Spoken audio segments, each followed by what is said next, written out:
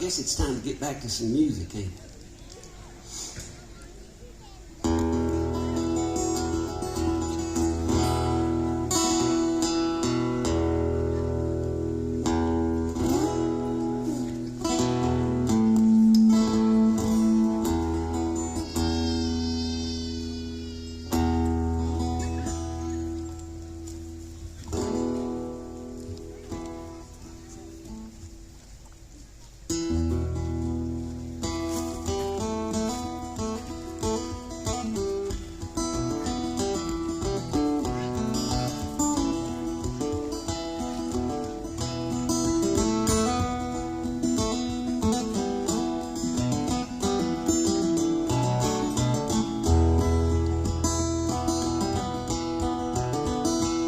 On Rich Top, Tennessee, in 1973, the Brown Boys killed Stringbean and Estelle.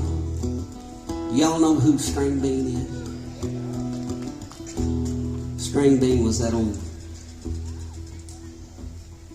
opera performer. You might have saw him too on Hee Haw, or you might have seen him live. He used to wear a shirt that went all the way down to his knees, and then his belt went around his knees, and his pants just went from his knees to the floor. It made him look real tall and skinny, and that's kind of where he came up with that name, Stringbean. And Estelle is Stringbean's wife. Stringbean, they said, didn't believe in banks.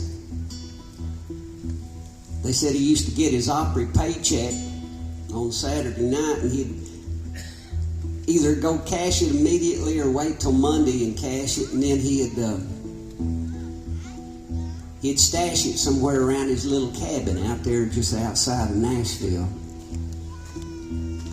At least that was the rumor, and you know how rumors get in the wrong hands, they turn into bad news. And these two old cousins, these old boys, their last name was Brown, they heard about this and they decided they was gonna go out to Stringbean's little cabin on a Saturday night while he was playing on the Opry. And they broke into his cabin and they looked for all his stash of cash that everybody talked about, and they didn't find much of nothing. And it made them mad, and they tore the whole place up, couldn't find nothing. So they finally decided to sit down right there on his little naugahyde couch and turn on his radio and listen to Stringbean on the Grand Ole Opry, so they would know exactly when he got off stage. And they knew that every night his wife Estelle would drive him home and drop him off right in front of the house, and then she'd go park the car. They knew the whole routine. So there they sat.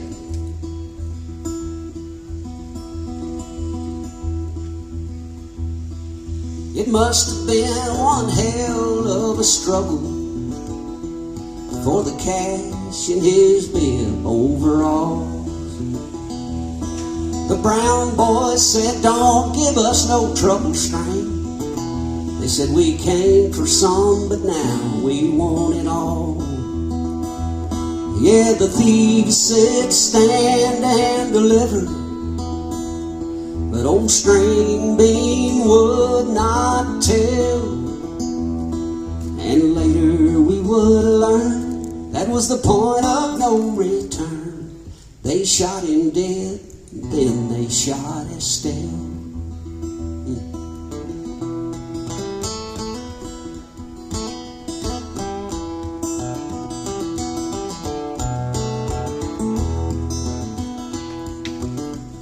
It just so happened that right across this little old gravel road from Stringbean, there lived another old banjo picker, another old Grand Ole Opry star by the name of Grandpa Jones. And these two old boys were dear friends. Most mornings they'd meet out there in front of Stringbean's house, and they'd go right up the road, and they'd start off every day fishing. That's what kind of friends they were. when he didn't see no smoke from the chimney. Grandpa knew that something was not right. It's burned evermore in his memory, the picture of that dreadful, awful sight. And then 23 years later, they tore that old fireplace down. They found $20,000 that those brown boys never found. It seemed like easy money, but things didn't go their way. It was just a simple plan to rob a banjo man, but he would not let go of his Opry plan. No, he would not let go of his Opry plan.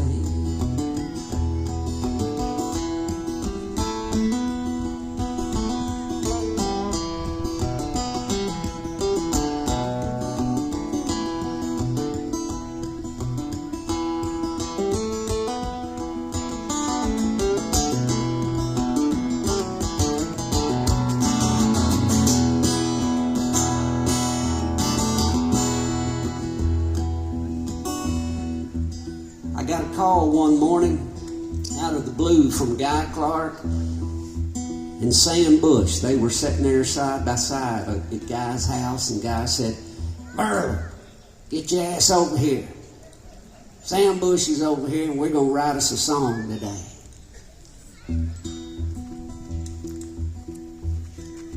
I headed over there as quick as I could, and when I got there, Sam was right in the middle of a story.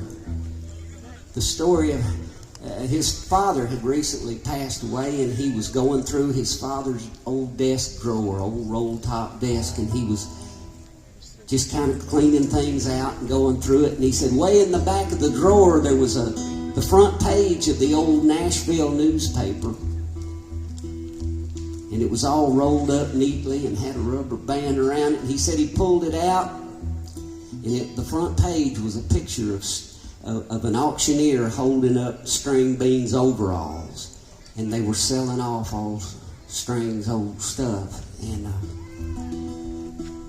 when Sam got to the end of that story, Guy and I looked at each other and just said, we nodded our heads, because we had talked, well, for years, ever since old Stringbean had been gone, and ever since I'd known Guy, we'd talked about how this would make a great song. You know, the murder of Stringbean, but we didn't want to be irreverent, because everybody loves Stringbean so much, you know.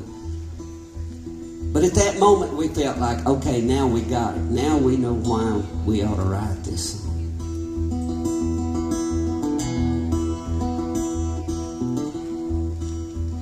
And so we wrote it. Started playing it around just a little bit, you know, and a few weeks passed, and we got a call, and they said, hey, man, some little old gal, some young girl, I won't say little old gal, a young lady, a young professional lady who was a nurse, actually, in nursing school, had just purchased Stringbean's cabin, and she had no idea what she was buying. She just thought it was this cute little cabin in the woods, and she was about to tear it all apart and make a Better Homes and Garden example of it. Yeah. And somebody got a hold of her and said, hey, they told her the whole story, and they said, this is kind of sacred ground here. And she said, you know what, you're exactly right. So she kind of redid the bedrooms, but she left the old living room and the chimney where the money blew out between the bricks of the chimney, where they found $20,000 stashed in there years later when this young man had rented the place. But anyway, she left all of that as it is, and she said, I want to have a party. And she said, I want to invite all the Stringbean's friends and all the pickers and singers. And I was lucky enough to be invited to this party, and man, it was a good one. We went out there, and they had a big old bonfire, and a lot of good pictures there. I have a really good picture of Sean Camp and Earl Scruggs sitting on the porch of Stringbean's cabin playing together. It was that kind of night.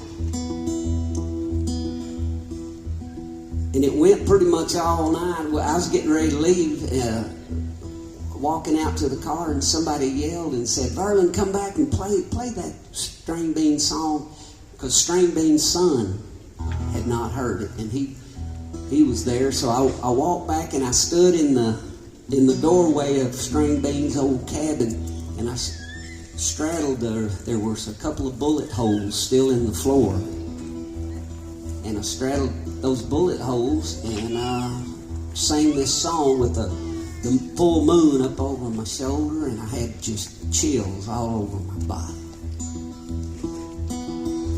Now I ask you, is anything sacred?